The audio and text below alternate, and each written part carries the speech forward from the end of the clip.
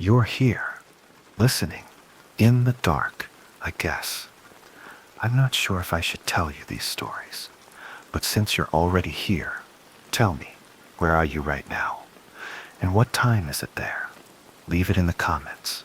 I hope you're not alone, because, after this, you might wish you were. It had always been there. Not just the mirror itself, but something beneath it. Something humming, watching, thinking. The first time the thought was heard, it had been faint, almost like a whisper swallowed by static, but the sound had grown with time, and eventually it had become impossible to ignore. The apartment had been chosen for its quiet, its distance from people, from noise, from reality, but silence had turned into an invitation, and the mirror, once ordinary, had begun to pulse. It hadn't reflected anything wrong at first. The angle had seemed perfect, the lighting just right, but it had felt too perfect, too deliberate. One evening, the reflection had moved a second too slow. Not much, just enough. Enough to splinter trust. A chill had passed through the room. The light had flickered, not out, just thinner. The air had gained weight, pressure, thought. And then it had begun, the knowing, not of one's own mind, but of something else. A presence behind the glass. Thoughts had bled through. Not words, not voices, but images, cravings, desires. A whisper of warmth, not the comfort of a blanket or fire, but the enclosed, hungry heat of an oven.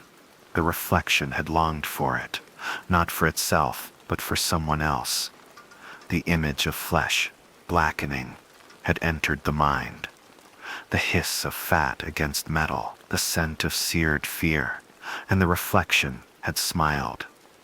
The mirror had been covered then, a thick black sheet, secured with duct tape. But the thoughts hadn't stopped. They had only grown quieter, sharper. Curiosity had returned weeks later. As boredom pressed in and the mind wandered, the cloth had been lifted slowly. The reflection had waited, eager. More thoughts had spilled out. Surgical precision, hands not quite human. A scalpel lifted, fur split. Eyes begging, twitching, silenced. The reflection had pondered transformation. How much fur could be removed before a dog resembled a man? How deeply could a cat's face be carved to mimic a smile? Would people notice, or would they simply look away? The thoughts had coiled in the gut, not out of fear, but fascination. What was it, behind the glass? It didn't seem to be the reflection.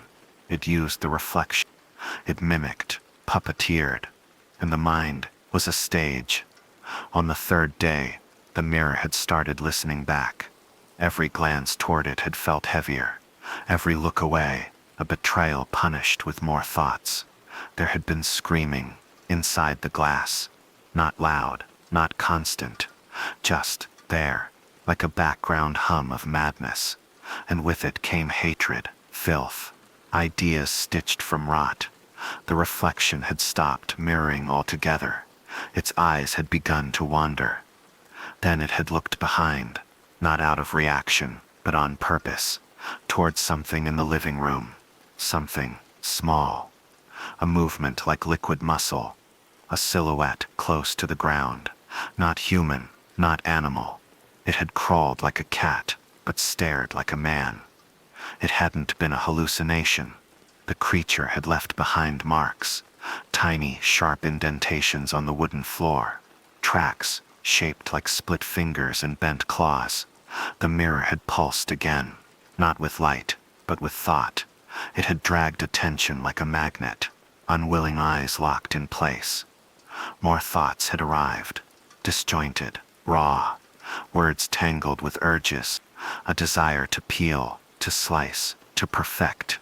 Inside the mirror, the reflection had begun rehearsing, not expressions but movements, motions that hadn't been made by the real body, hands twisting, neck jerking, tongue tasting the air.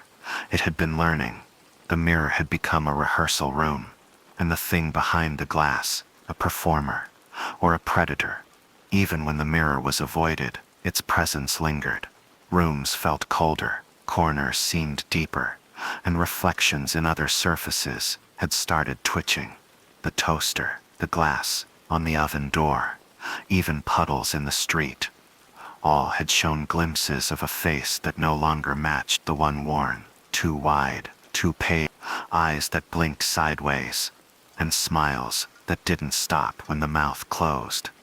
Sleep had become an impossibility. The moment eyelids had shut, the thoughts had grown louder, not heard with ears, but pressed directly into the skulls. Thoughts that weren't owned, thoughts that demanded, instructed, prepared. One night, the mirror had uncovered itself. Not by accident, not by wind. The cloth had been placed back earlier that day, tightly, carefully, and yet it had slipped. The reflection had been waiting. Its eyes had been open, wide and unmoving. Its arms had been crossed in a way the real ones weren't.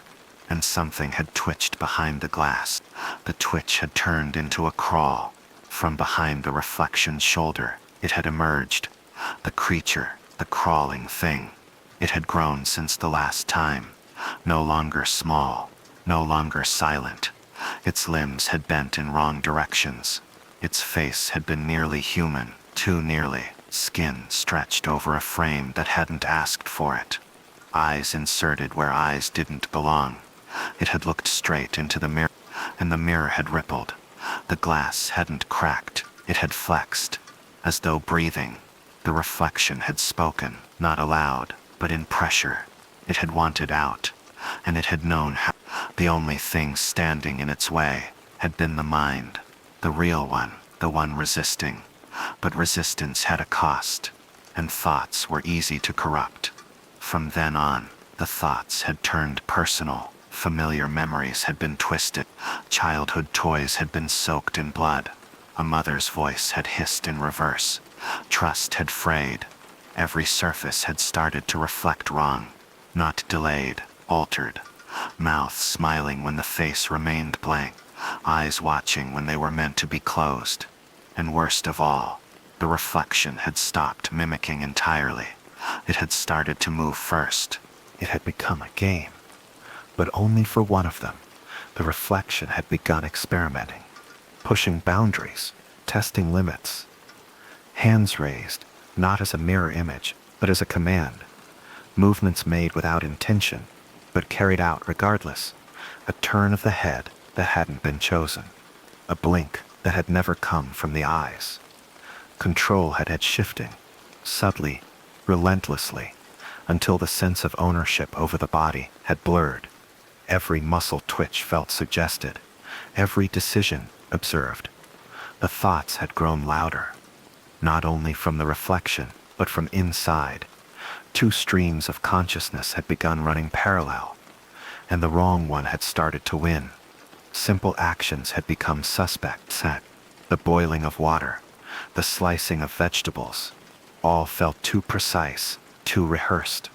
There had been no memory of grabbing the knife, yet it had been found in hand, pointed downward. The cutting board had been soaked red, but no food had been prepared. Something had moved under the skin, a twitch in the shoulder, a tremor in the jaw, as if something beneath had been adjusting the shape, trying to fit more comfortably. The mirror had remained uncovered since. Covered mirrors no longer made a difference. The presence had already entered. Reflections in windows had begun following with delay. Mirrored sunglasses returned gazes that weren't one's own. Even the blankness of a turned-off screen had pulsed with thought. And behind every reflection, the figure had watched. It had changed again. No longer crawling, no longer a pet. It had begun standing. Its spine had straightened, though it bent in too many places. Its skin had been layered, not grown, but stitched. And it had worn eyes taken from somewhere else. Recognizable, familiar, from photos once kept in dusty boxes. The thing had studied, copied, inhabited, until imitation had become invasion. And then came the dreams. Not dreams, Exactly, but rehearsals. Each night, a scene had played out. Always the same setting. A sterile room, a mirror on every wall. Inside, the reflection had stood, hands covered in something black and warm. Its mouth had been open, as if speaking, but no sound had ever come. Only the feeling, a deep suggestion, a call to join. The real body had begun to mirror the dreams. Fingers twitching during sleep, teeth grinding in rhythm with silent commands. The mirror had gained weight in the waking world, and with it had come the creature, no longer limited to behind the glass. It had started to peek. At first, just a hand, long and thin, with nails like needles. Then a face, watching, unmoving, not trying to get out, just waiting for permission. Each morning, the marks on the floor had multiplied. Footprints without origin, claw marks along the doorframe. The bed sheets pulled taut, tucked by hands not living. The pillow always too warm. No guests had entered the apartment, and yet there had been signs of presence. Used dishes in the sink, water running in the middle of the night. The mind had frayed. Time had bled together. What had been memory and what had been shared thought. The reflection had begun to move during sleep. The dreams had stopped feeling like fiction. They had started to imprint. Each scene had lingered in the bones upon waking, and each morning the body had felt less its own. The reflection had gained autonomy, no longer needing imitation. It had started existing on its own terms. It had blinked before the real eyes had moved. It had smiled while the real face had remained numb. One night, the mirror had shown two versions, the expected reflection, and something else behind it, no longer crawling, no longer shadowed. A figure made of memory and wrong angles, skin wrapped like cloth, limbs assembled, rearranged. It had stood behind the reflection like a puppeteer. The next morning, bruises had appeared, thin, precise lines across the chest and wrists, as though something had been measuring, fitting, adjusting, preparing a replacement. The body had begun doing things unremembered, opening doors at night, standing in front of the mirror for hours, mouth slightly open, eyes fixed. Neighbors had reported noises, metal scrape, laughter muffled by water. But no visitors had come. Inside the apartment, the light had dimmed, not from electricity, but from something internal, a draining of presence, of soul, replaced by silence. One day, the mirror had no reflection. The glass had still been there, still intact, but nothing had been returned, and yet it had still been watching. The same pressure, the same thoughts. But now, no anchor, no image, only intent. Then came the final night. The glass had begun to sweat, condensation not caused by heat, but by breathing. A single handprint had appeared from the inside, pressed firmly, fingers too long, and a second hand had reached out, this time real, not the reflection. The gesture had been accepted, the pact fulfilled, the swap completed. No scream had been heard, only the soft sound of footsteps. Leave slowly, confidently. In the morning, the apartment had been quiet. The mirror had shown a new reflection, one with correct movements, proper timing. But the eyes, they hadn't belonged. A neighbor had waited. The person inside had smiled back, polite, warm, familiar. But the neighbor's dog had barked without pause. That night, the mirror had pulsed once more, and behind the reflection, a new shadow had begun to crawl.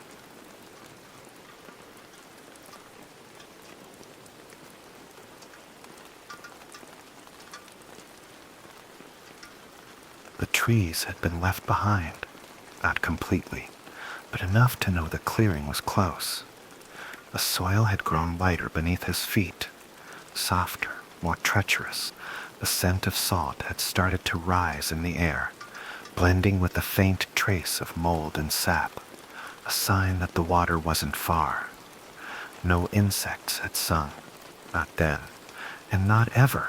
That absence had once been strange, but the strangeness had grown familiar and then forgotten. No buzzing, no fluttering wings.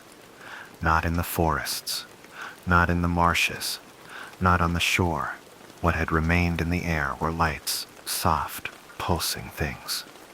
Not fireflies, never fireflies. The clearing had stretched ahead like a pale, waiting mouth. It had seemed to breathe.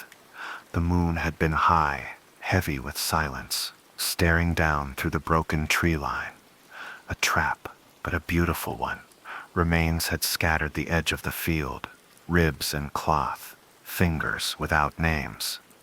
The game had taken them. He had known better than to step into the open. So many hadn't. So many had been crows before they'd become bones. A sound had broken the hush. A crow. Not a bird's call. Something worse. Something that mocked.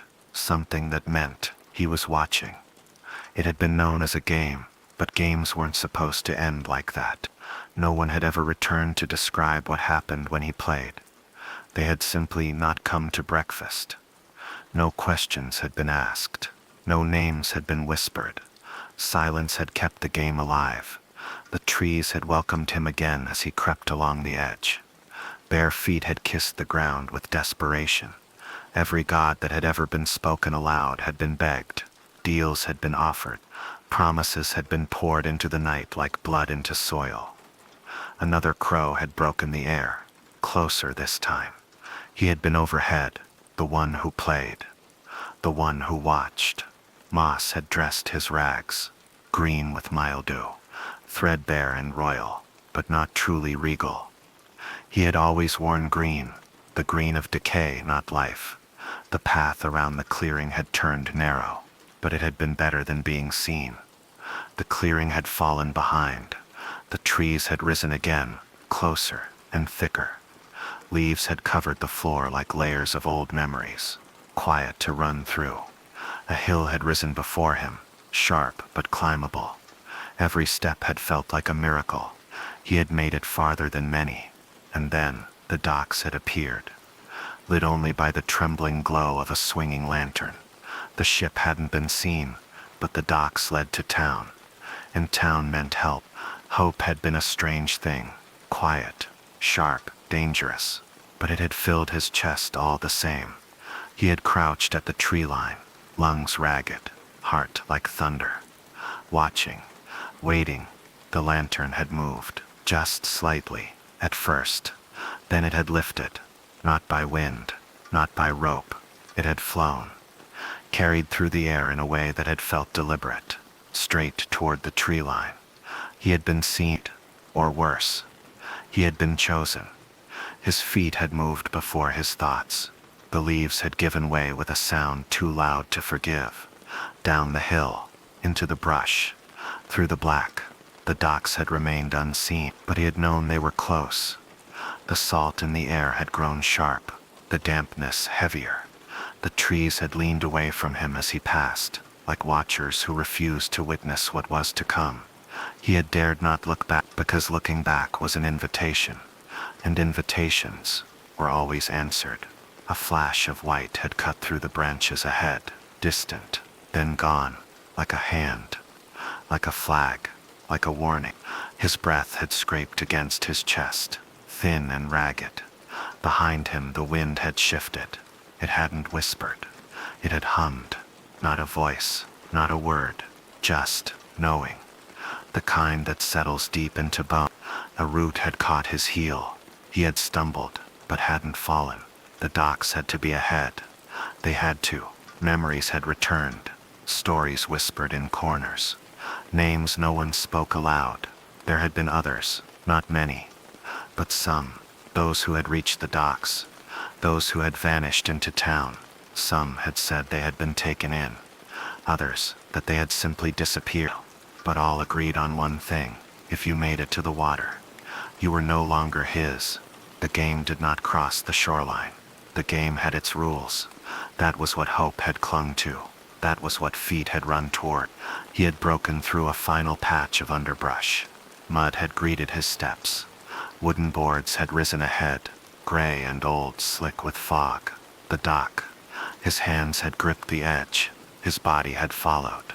The boards hadn't creaked. They had accepted him. And for a breath, just one, the world had gone quiet. The dock had stretched out before him, empty and still. No ship had been seen. Just fog. But fog had always come before the tide. That was what had been believed. Lanterns had once burned there more than one. Shadows had once waited there, offering hands to those who arrived. Now only a single post had remained, its flame long gone. The sea had murmured somewhere below, but the tide had not reached him yet. He had moved further down the dock, barefoot, breathless. The wood beneath him had felt cold. Far behind, the forest had gone silent. That silence had followed him. A thought had formed, one he hadn't wanted. Maybe he had made it too easily. Maybe it had been allowed. The game hadn't ended. It had just changed shape. He had remembered a name, not his, but his, the one they never said. The one carved into the inside of eyelids. The one that watched dreams from the inside. He had wondered why the crow hadn't called again. Then he had realized. It didn't have to. The crowing wasn't a warning. It was a signal. A celebration. The game had already been won. Just not by him. A sound had come from below. Gentle, measured, wet. Something had moved beneath the dock. Slowly, with intention. Boards had started to vibrate. Not all at once. Just one, then another. He had stood frozen. Breath held, body tight. The game had never needed to rush. That was what made it beautiful and cruel. His arms had begun to shake. Not from cold, not from fear, but from knowing. The knowing that comes too late.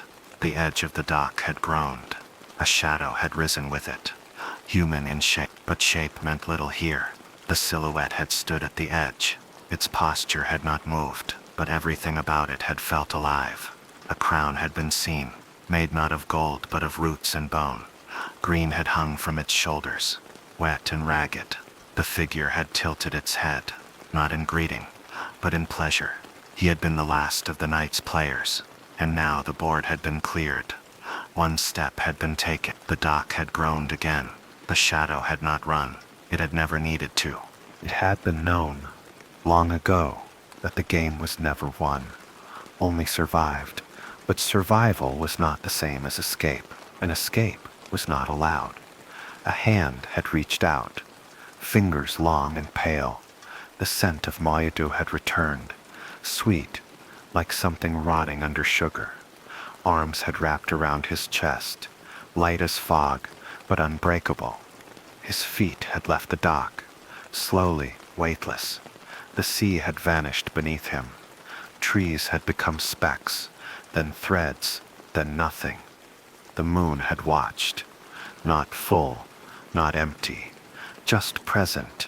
The last sound he had heard had not been his breath. It had not been the waves, not the wind. It had been a crow, not just any crow, the crow. And it had laughed, not aloud, not fully, just enough for the bones to remember.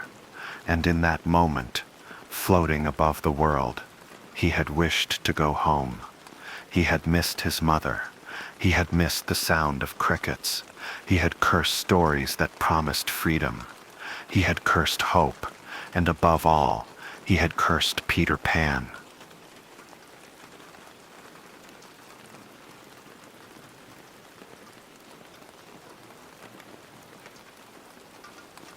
The house had fallen quiet long before the game began.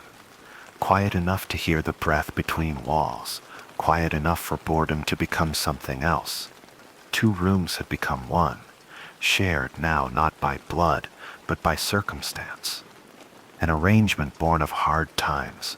Both had been only children, months apart in age. 2 shadows grown parallel, now cast across the same old floorboards. The mirror had belonged to his mother, its frame chipped, the silver fading. It had always leaned against the corner of the room, forgotten, familiar. The story had been told casually, between sighs. Bloody Mary, a tale meant to quiet restless mouths. 3 words in a mirror, a name, not a prayer. They had laughed, not because it was funny, but because it was something to break the silence, something to push back against the stillness. He had offered first, but not really. His voice had cracked. His eyes had lingered too long on the glass. So the other had stepped forward, hands steady, voice calm. Bloody Mary. The words had felt like water over gravel, smooth at first, but not quiet. Bloody Mary. A sound had come from below. Not a scream, not yet. Just something breaking. Bloody Mary. And then, silence. Not the kind that waits, the kind that ends things. Something behind the mirror had shifted, a ripple in the reflection, a shadow without a source. The scream had followed, not from them, not from above. It had come from somewhere beneath the floorboards. Deep and sudden. The mirror had not cracked, the wall had not moved. But everything had changed. 2 gunshots had followed, close, inside. The sound had not echoed. It had landed. It had stayed. In the reflection, movement had been seen. Not the boys. Something else. Something reaching from the glass. Blood had bloomed against the mirror. Not on the surface, but within. The glass had swallowed it, smeared it like breath on a cold window. One of them had collapsed before seeing the body fall. The other had simply watched. The reflection had not matched reality. In the mirror, the boy had still been standing, still looking ahead. His head had not been pierced. His face had not twisted. But the room had shifted. The walls no longer aligned. Corners had gone too sharp. Time had thinned. Or maybe folded. A voice had followed. Low, male, calm. "You're safe now," it had said. But safety had not followed. The smell of cordite and rot had filled the room. Sweet but wrong. The mirror had stayed intact, even as the blood had dried within it. The boy who had survived had backed away. But the room had not allowed escape. The floor had shifted with each step, tilting, stretching, breathing. The man had appeared just outside the glass. Not a reflection, not truly. His features had been too smooth, his smile too still. Something behind him had twitched. A shape, tall and thin, like drapery moving without wind. The man had nodded once, like a magician completing a trick, and then he had vanished, leaving only the mirror. The house had fallen silent again, except for the breath of the boy. A name had formed in his mind. Not Bloody Mary. Something else. The word had been old, not spoken, just remembered. His aunt's name had returned. Not the one she used now. The one before. The one that couldn't be translated. She had come from elsewhere. Not just another country, but another version of history. He had never asked why she didn't talk about her life before Oklahoma. No one had. But now, her silence had shape. It had consequence. His aunt had always seemed distant, not cold, just misplaced. Her words had carried weight, but not roots, like she spoke from somewhere she no longer belonged. Now the mirror had shown why. Now the blood had explained it. The name she no longer used had returned. Its vowels had felt broken, not meant for human throats. The war had begun long before the news had said so.